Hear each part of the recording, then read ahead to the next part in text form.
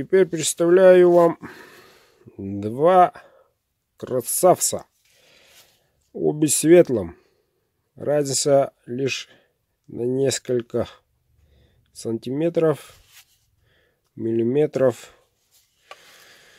Оба красавцы. Давай вместе посмотрим. Вот.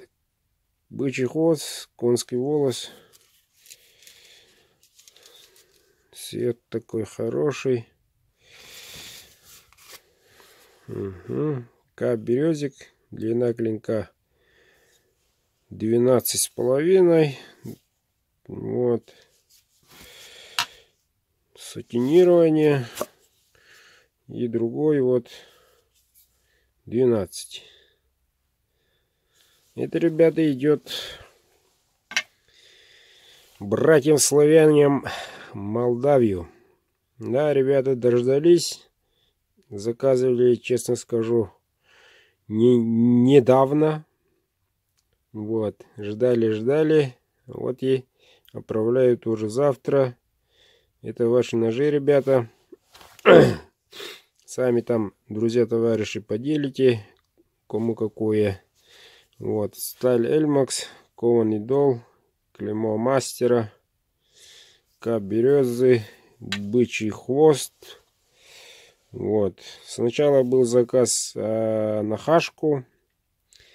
Будьте добры, сделайте из хашки, сказали. Потом я перешел на Эльмакс, решил людей порадовать.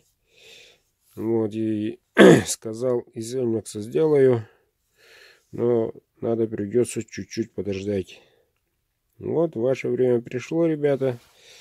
Наконец-то отправляю с гордой душой, как говорится, чистой совестью.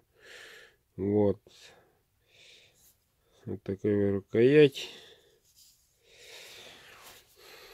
Вообще, в последнее время мне нравится средние и короткие ножи.